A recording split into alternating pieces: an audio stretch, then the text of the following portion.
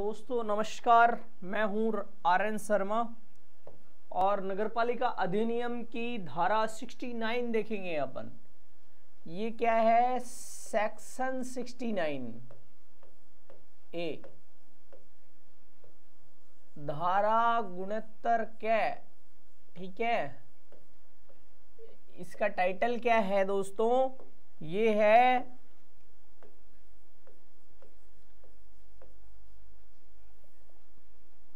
नगरपालिका द्वारा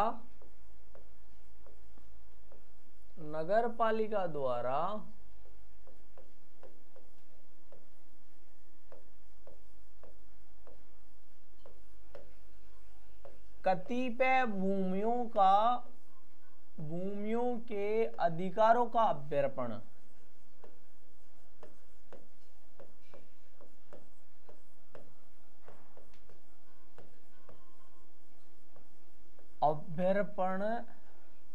की स्वीकृति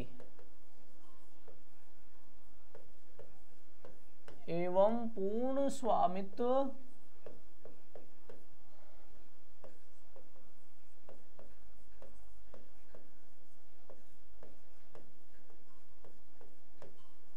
पट्टा जारी करना।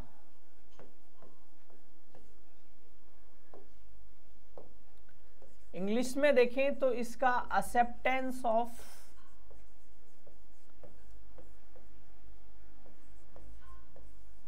Surrendered land, surrender of rights in certain lands. Certain कतिपय भूमियों का सर्टेन लैंड्स है। आपको हिंदी के मीनिंग्स याद करने होंगे। सर्टेन लैंड्स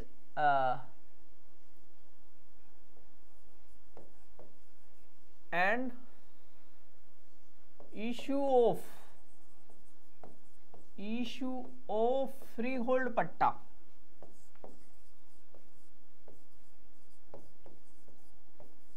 सबसे पहली बात आपको इसमें देखना है कि नगर पालिका में जो ये कतिपय का मतलब तो सर्टेन हो गया, मीनिंग याद कर लो।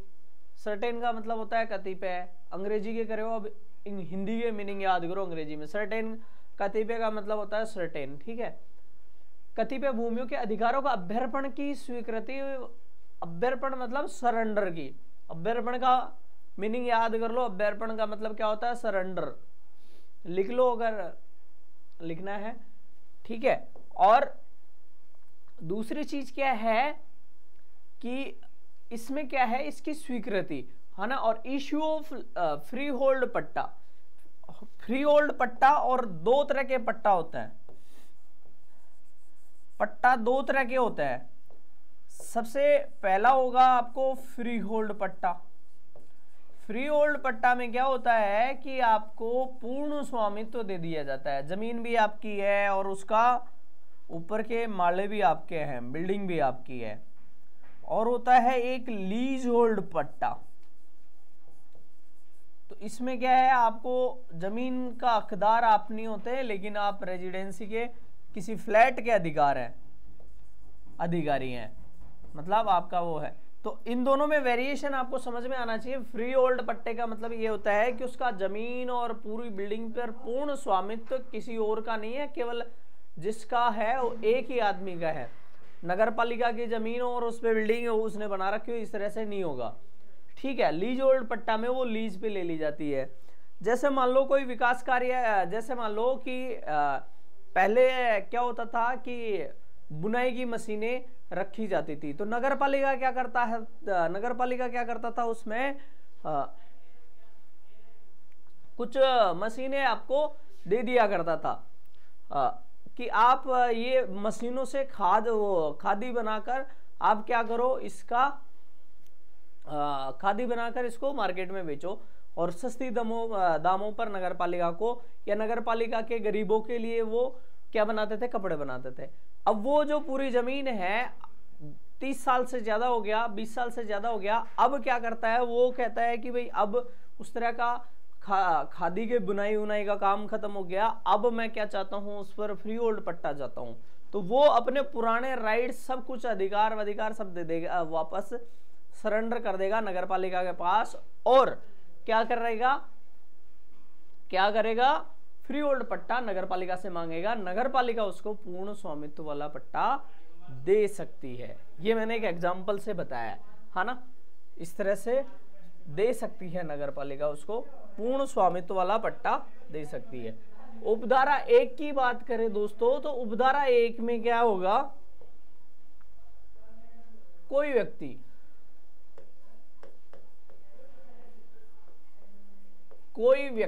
अब इस व्यक्ति के पास में क्या है, नगरपालिका की सीमा के भीतर, नगरपालिका की सीमा के भीतर, ठीक है, क्या होगा, सीमा के भीतर क्या होगा,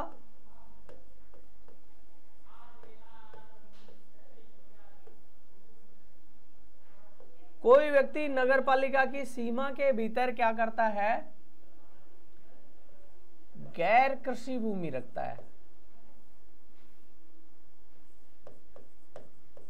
गैर कृषि भूमि रखता है। और ये गैर कृषि भूमि कैसी है, यह भूमि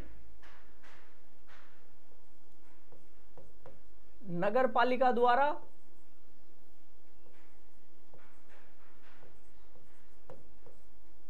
प्लस किसी अधिनियम द्वारा, किसी अन्य अधिनियम द्वारा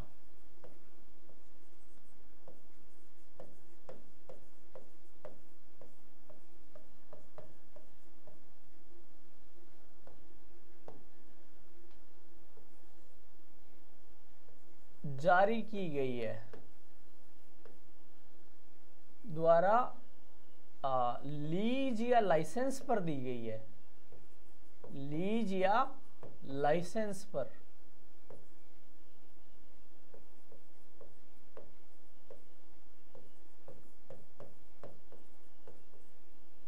लीज या लाइसेंस पर दी गई है। तो इस भूमि को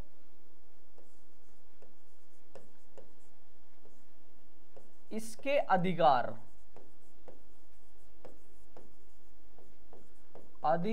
का अभ्यर्पण,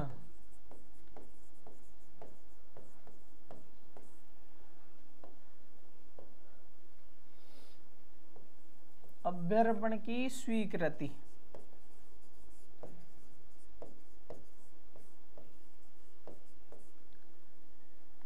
नगरपालिका कर सकेगी, ठीक है। और इसके बदले में क्या वो डिमांड कर रहा है, पूर्ण स्वामित्व,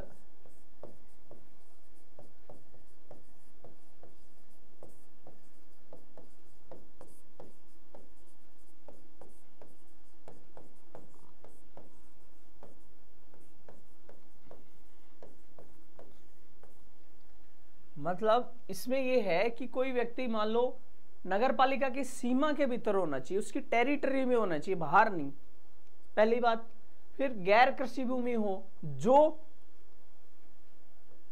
नगरपालिका द्वारा, नगरपालिका के अधिनियम द्वारा या फिर किसी अन्य अधिनियम द्वारा दी गई हो उस व्यक्ति को, वो लीज और लाइसेंस पर दी गई हो, ठीक है, लीज और लाइसेंस पर दी गई है। उसके बाद में क्या है कि उसको, वो भूमि को, मैंने आपको खादी का उदाहरण बताया था, खादी का वो एग्जाम्पल सेट हो रहा है, अधिकारों का अभ्यर्पण की स्वीकृति नगरपालिका को कर सकेगी, मतलब वो खादी वाला क्या करेगा, नगरपालिका को अपने अधिकार सरेंडर कर देगा और पूर्ण स्वामित्व वाला पट्टा डिमांड कर सकेगा, ठीक है।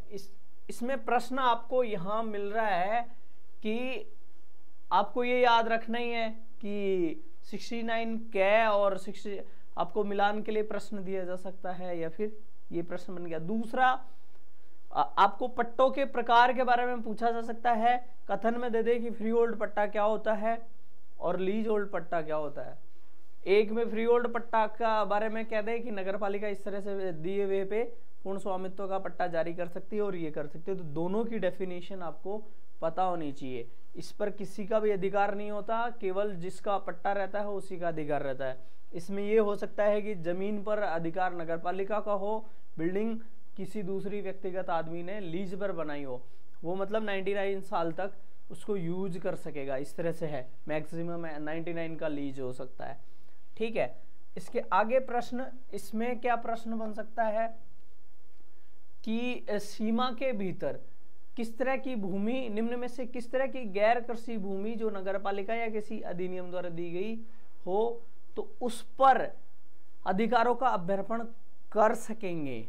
मतलब कोई व्यक्ति अब अधिकारों का अभ्यर्पण करके पूर्ण स्वामित्व वाला पट्टा ले सकेंगे। तो इसमें ऑप्शन में आपको लीज या लाइसेंस पर दी गई, पूर्ण स्वामित्व पर दी गई, किसी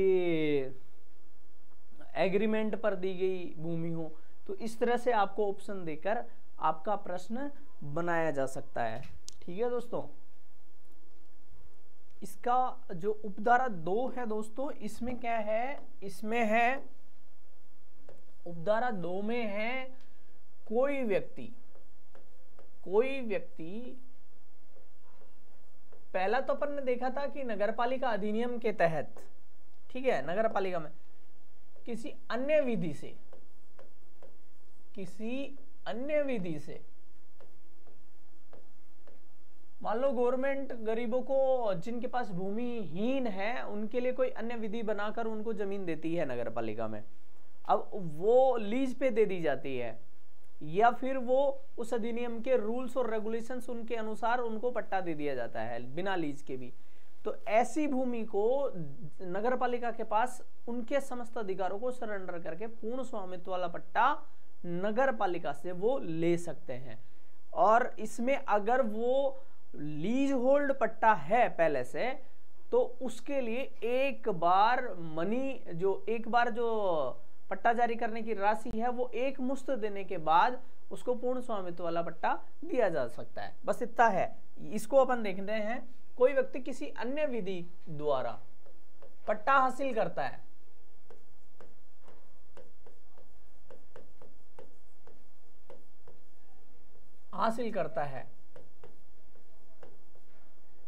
तो इसको नगरपालिका को समर्पित कर, अभ्यर्पण कर सकता है, सरेंडर कर सकता है, अभ्यर्पण कर सकता है। ठीक है, और इसकी एवज में क्या होगा दोस्तों,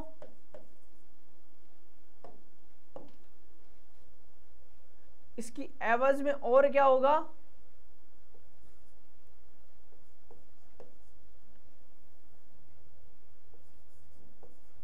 पूर्ण स्वामित्व वाला पट्टा ले लेगा वो।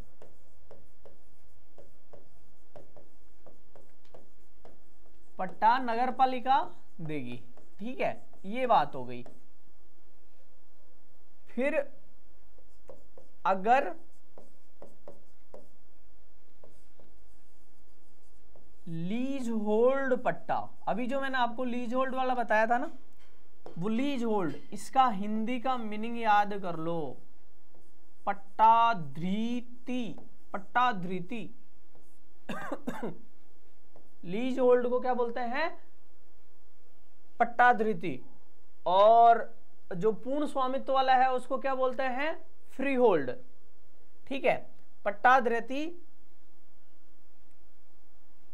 पट्टा है, पट्टा होने पर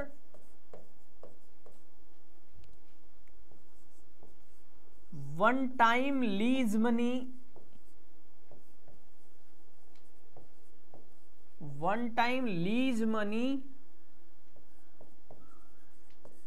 एक बार लीज राशि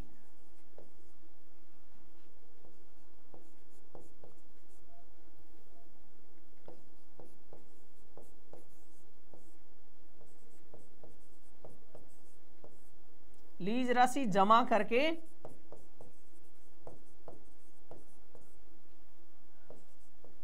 पूर्ण स्वामित्व वाला पट्टा हासिल कर सकते हैं।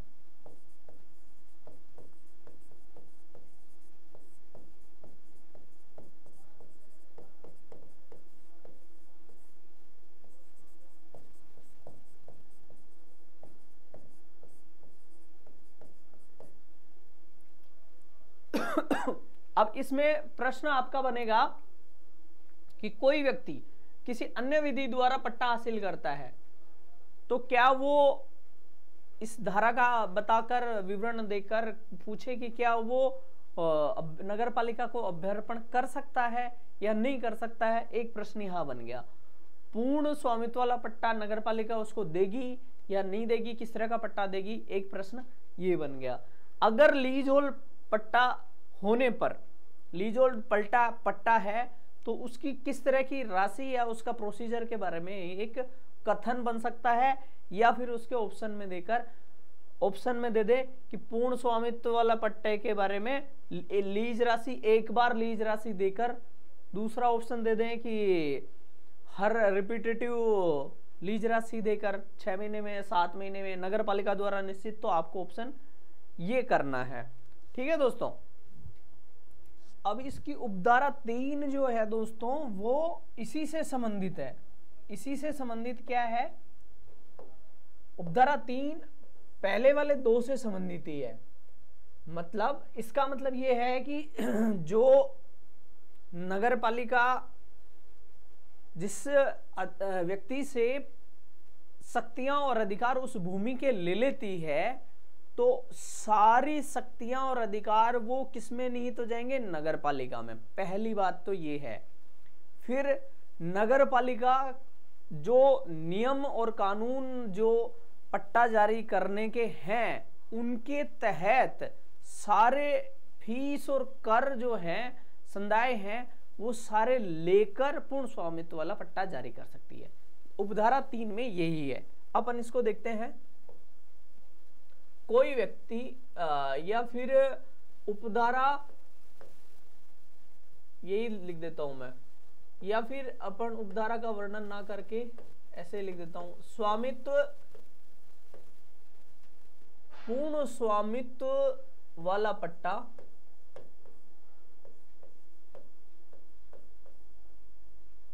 नगर पालिका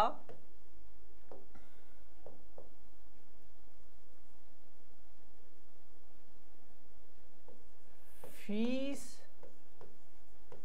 व संदाय कर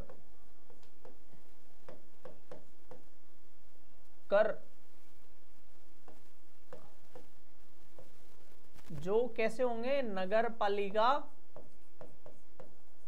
के उपबंधों के अधीन, अधिनियम और उपबंधों के अधीन। ठीक है। जितने भी कर लगेंगे ना तो वो सारे टैक्स, जैसे पट्टा जारी करने का टैक्स है वो भी देना जरूरी रहता है, तो ये सब के तहत पूर्ण स्वामित्व वाला पट्टा जारी कर देगी। दूसरी चीज, भूमि अभ्यर्पण पर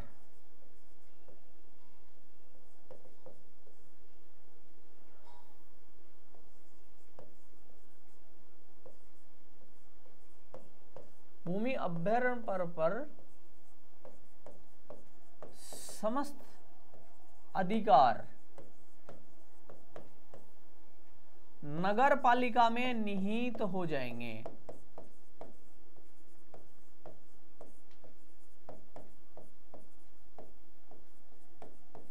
ठीक है। मतलब भूमि सरेंडर करी हुई है तो जो भूमि सरेंडर करी जाएगी और उसके अधिकार हैं, जैसे मान लो उसको जो राज्य सरकार अधिकार देती है किसी बुनकर को कि आप ये जमीन लेकर इस पर बुनकर का काम करो, खादी का कुछ काम चल रहा है, तो वो खादी का काम करने के सारे अधिकार किसके हो जाएंगे, वो नगर पालिका के हो जाएंगे। लेकिन वो पूर्ण स्वामित्व वाला पट्टा लेता है तो उसको केवल जमीन के कि भाई वो उसका मालिक है, उस तरह का अधिकार मिल जाएगा। ये आपको समझ में आ गया होगा।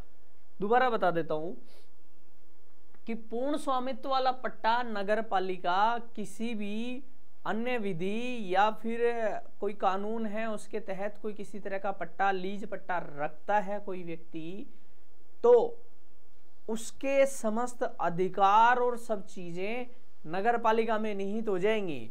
जैसे खादी के लिए किसी को अधिकार दिया गया कि आप खादी इस नगर पालिका के इस क्षेत्र के लिए खादी तैयार कर सकते हैं, आपको ये खादी बेचने का भी अधिकार है। अब वो व्यक्ति उसको छोड़कर पूर्ण स्वामित्व वाला पट्टा लेना चाहता है कि इस भूमि पर, इस लैंड पर मेरा ही अधिकार रहेगा, तो वो अधिकार ले सकता है पूर्ण स्वामित्व वाला। लेकिन जो खादी का सामान बेचने का और उसके जो इस तरह के अधिकार है, मैंने ये उदाहरण बताया, तो वो सारे नगर पालिका में निहित हो जाएंगे। यहां पर प्रश्न आपका इसी तरह से बन जाएगा, एक प्रश्न ऊपर वाले में बन सकता है, एक प्रश्न नीचे वाले में, यहां दोनों पर कथन भी बन सकता है। ये है कि भाई वो पूर्ण स्वामित्व वाला पट्टा इस धारा के उपबंधों के अधीन, नगर पालिका के उपबंधों के अधीन रहते हुए इस धारा के अनुसार किस तरह से दिया जाएगा। ऑप्शन में फीस संदाय कर आ जाए, या फिर 5,000 राशि दे दे, या कुछ फिक्स कर दे, नगर पालिका द्वारा निश्चित राशि है। इस तरह से प्रश्न आपसे पूछा जा सकता है। फिर आपसे पूछा जाएगा कि भूमि अभ्यारण्य पर समस्त अधिकार नगर पालिका में निहित हो जाएंगे, कुछ अधिकार रहेंगे, उसकी जमीन के अधिकार रहेंगे। तो इस तरह का आपसे यहां पर प्रश्न पूछा जा सकता है।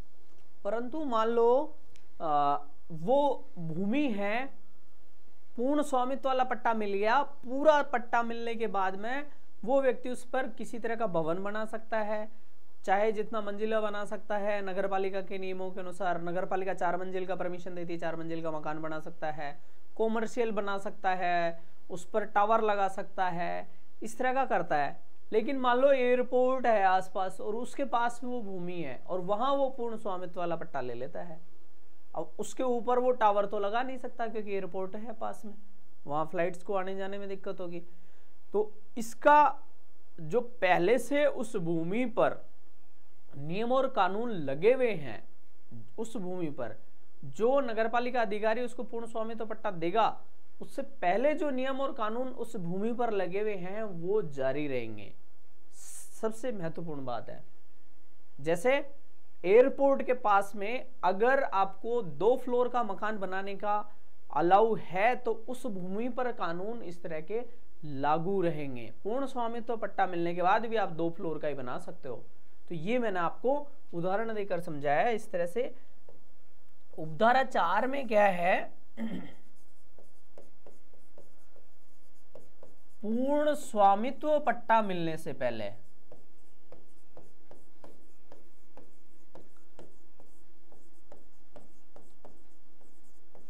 भूमि पर लगे समस्त कानून, भूमि पर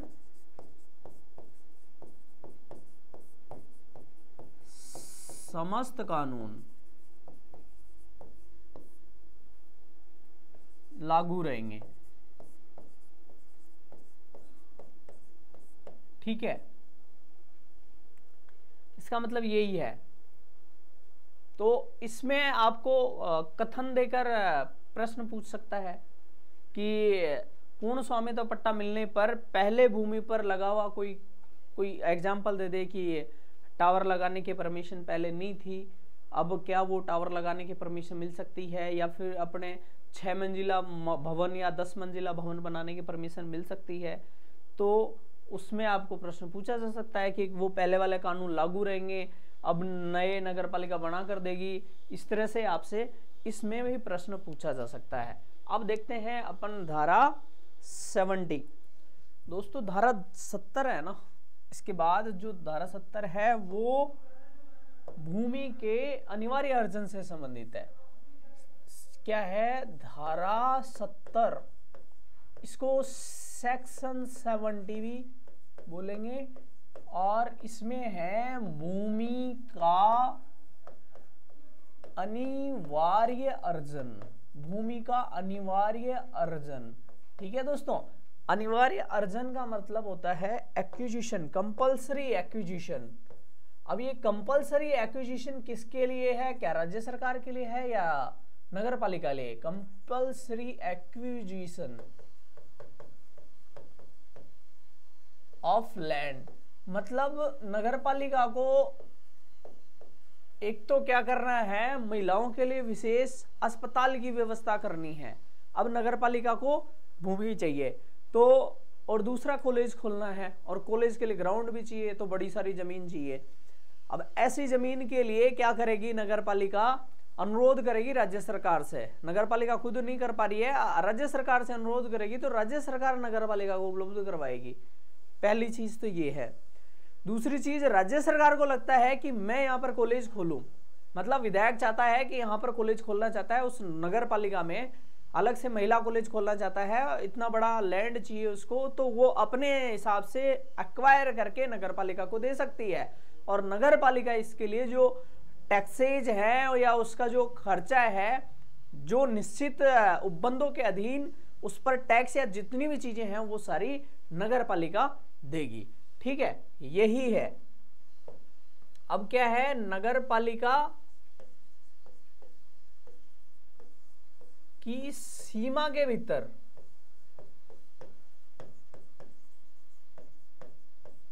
या बाहर कहीं पर भी दे सकती है।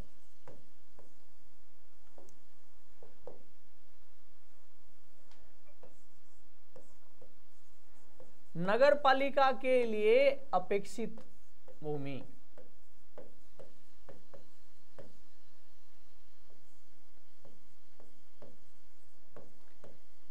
और ये भूमि नगर पालिका के अनुरोध पर, नगर पालिका के अनुरोध पर या नगर पालिका के अनुरोध पर या राज्य सरकार खुद भी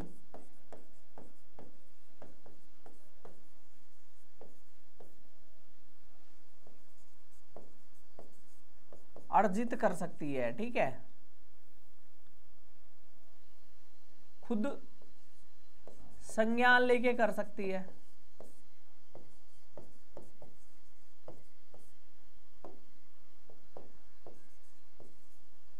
नगर पालिका द्वारा उचित कर व संज्ञान देने पर, संदाय कर व मतलब जिस तरह के प्रभार जो है ना, चार्जेज,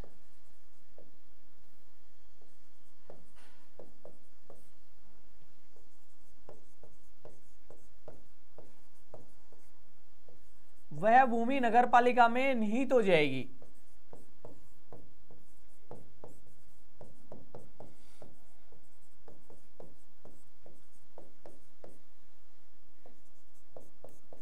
ठीक है, तो ये आपकी इस तरह से है। इस धारा में यही है। पहला तो ये है कि नगर पालिका के अनुरोध पर या खुद संज्ञान लेकर, और दूसरा है कि नगर पालिका द्वारा उचित टैक्स या प्रभार चार्जेस देने पर वह भूमि नगर पालिका में निहित हो जाएगी। और भूमि अर्जित करने के लिए कौन सा एक्ट है? भूमि अर्जन अधिनियम। और ये अधिनियम 1894 में बना हुआ था, वो लागू है 1894। इसको बोलते हैं लैंड एक्विजिशन एक्ट 1894। ठीक है, ये है के उपबंधों के अधीन। इसमें जो उपबंध है ना, उपबंधों के अधीन राज्य सरकार अपनी मर्जी से नहीं कि कोई भी जमीन लेकर किसी को नगर पालिका में दे देगी, किसी किसान की जमीन, ऐसा नहीं है। केवल इस अधिनियम के उपबंधों के अधीन रहते हुए ही नगर पालिका क्या कर सकती है? राज्य सरकार नगर पालिका को भूमि की व्यवस्था कर सकती है। तो धारा से संबंधित प्रश्न आपको पूछा जा सकता है। फिर दूसरा, सीमा से संबंधित प्रश्न पूछा जा सकता है कि नगर पालिका के सीमा के भीतर या बाहर भी, इस तरह का प्रश्न आपसे पूछा जा सकता है। आपसे पूछा जा सकता है कि राज्य सरकार नगर पालिका के अनुरोध पर कर सकती है या खुद अपने संज्ञान पर भी कर सकती है। तो खुद संज्ञान लेकर भी लैंड की अगर जरूरत है नगर पालिका को, तो नगर पालिका को उपलब्ध करवा सकता है। और नगर पालिका में ये संपत्ति कब, ये भूमि नगर पालिका में निहित हो जाएगी, तो उसके लिए ये है कि ये उचित कर और प्रभार, उसके जो खर्चे हैं ना, सारे खर्चे देने के बाद में वो भूमि नगर पालिका की हो जाएगी। और आखिरी प्रश्न आपका ये भी बन सकता है कि किस अधिनियम के उपबंधों के अनुसार नगर पालिका इसका अर्जन कर सकती है भूमि का, या राज्य सरकार भूमि उपलब्ध करवा सकती है, तो लैंड एक्विजिशन एक्ट 1894 में। और कोई एक्ट का नाम यहां पर देकर ऑप्शन में आपसे पूछा जा सकता है। ठीक है दोस्तों, अब देखेंगे दोस्तों धारा सेक्शन 71। ये अपन ने सेक्शन 70 देख लिया।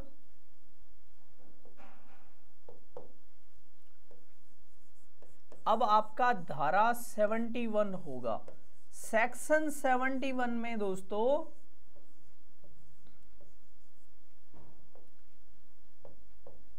क्या है? Allotment,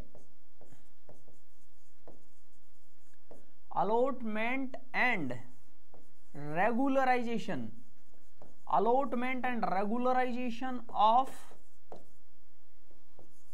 certain lands, regularisation of certain lands. ठीक है दोस्तों,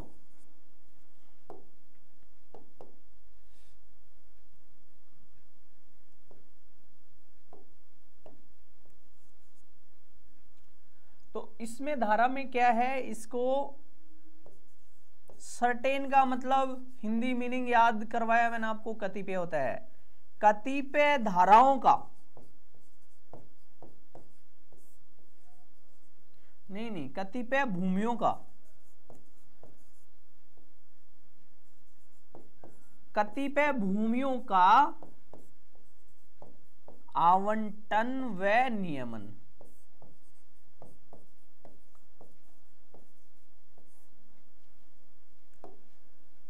एक भू राजस्व अधिनियम अपन ने पहले डिस्कस किया था, भू राजस्व अधिनियम।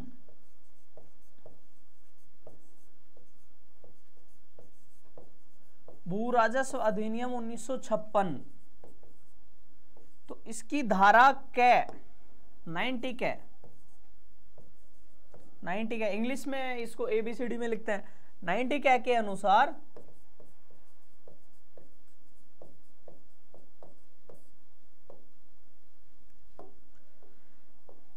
नगर पालिका अपने व्ययन के लिए रखी गई भूमि को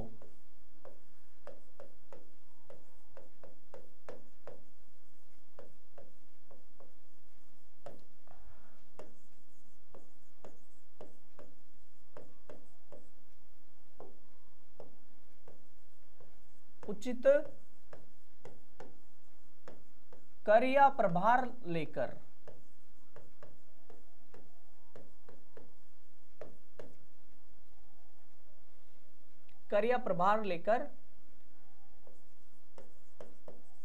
किसी व्यक्ति या व्यक्तियों, एक व्यक्ति या दो व्यक्तियों को या बहुत सारे व्यक्तियों को आवंटित या नियमित कर सकती है।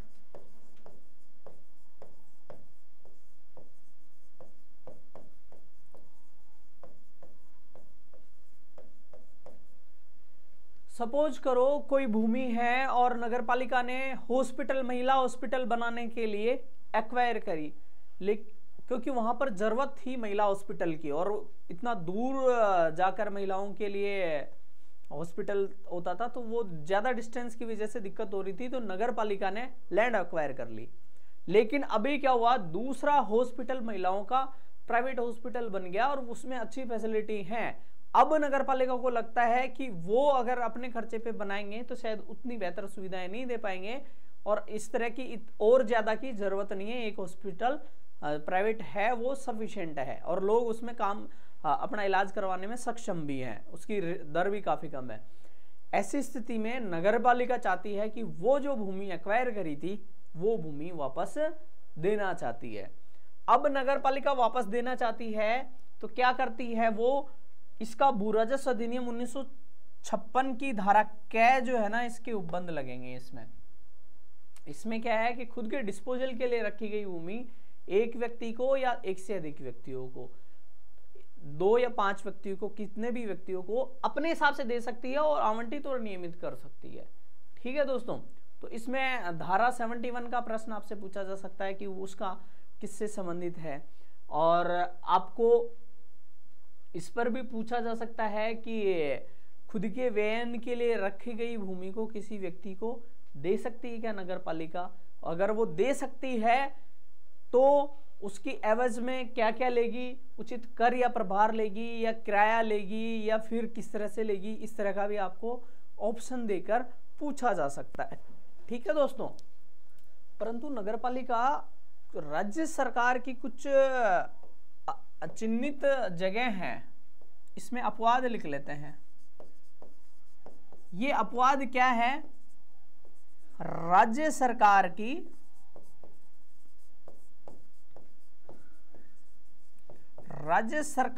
द्वारा और अधिसूचना द्वारा, राज्य सरकार की अधिसूचना द्वारा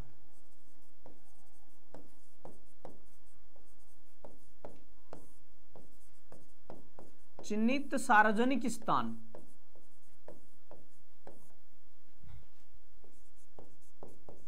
अब सार्वजनिक स्थान भी कौन कौन से होंगे? जैसे हवाई अड्डे,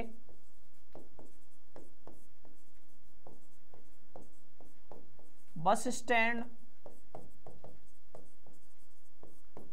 टर्मिनल, परिवहन के टर्मिनल होते हैं ना, टर्मिनल, स्कूल, शैक्षणिक संस्थान, स्कूल के बजाय शैक्षणिक संस्थान, सभी तरह के, ठीक है, विश्वविद्यालय,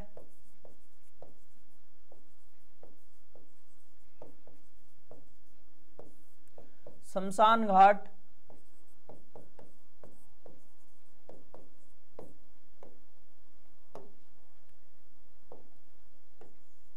कब्रिस्तान आदि आदि का, इन सब का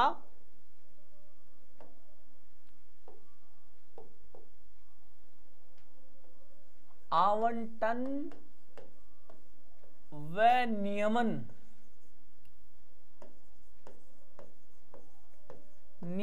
नगरपालिका नहीं कर सकती। समझ में आ गया होगा आपको शायद, ठीक है। तो ये आपको ध्यान रखना है, ठीक है। इसमें क्या है कि भाई जो अपवाद क्या है ये, कि राज्य सरकार की अधिसूचना द्वारा चिन्हित स्थान है, जैसे हवाई अड्डा, बस स्टैंड, टर्मिनल, शैक्षणिक संस्थान, विश्वविद्यालय, शमशान घाट आदि हैं। तो ये सब क्या किए जा सकते हैं? ये इनका आवंटन व नियमन नहीं किया जा सकता, इनका आवंटन व नियमन नहीं किया जा सकता, ठीक है। फिर इसकी उपधारा 2 है, तो ये आवंटन या नियमन से प्राप्त धन, आवंटन और नियमन करेगी नगरपालिका तो उसको टैक्स प्राप्त होगा, पट्टा अलॉटमेंट का चार्ज मिलेगा। नियमन से प्राप्त धन जमा होगा कहां पर? प्रावधानों के अनुसार। जो राज्य सरकार के थे, जिस पर राज्य सरकार ने पैसा लगाया था, वो तो राज्य की संचित निधि में जमा होगा वो पैसा। तो consolidated fund of state, consolidated fund of state, ठीक है। दूसरी चीज, अगर नगरपालिका का है तो नगरपालिका निधि, नगरपालिका निधि में जमा होगा, ठीक है। तो ये चीजें हैं।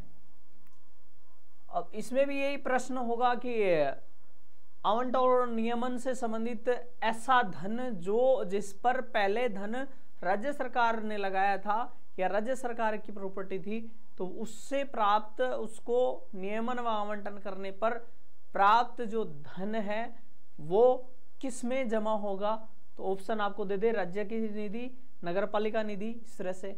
और नगरपालिका का दे दे कि नगरपालिका का लगा हुआ था, नगरपालिका की पहले से प्रॉपर्टी थी और उस पर उसका नियमन आवंटन किया गया है, तो किस में जमा होगा, नगरपालिका निधि में ये जमा होगा या राज्य सरकार में होगा, और भी ऑप्शन दे दे, तो इसमें आपको करना है नगरपालिका निधि। ठीक है दोस्तों, तो दोस्तों फिर मिलते हैं नेक्स्ट वीडियो में, धन्यवाद।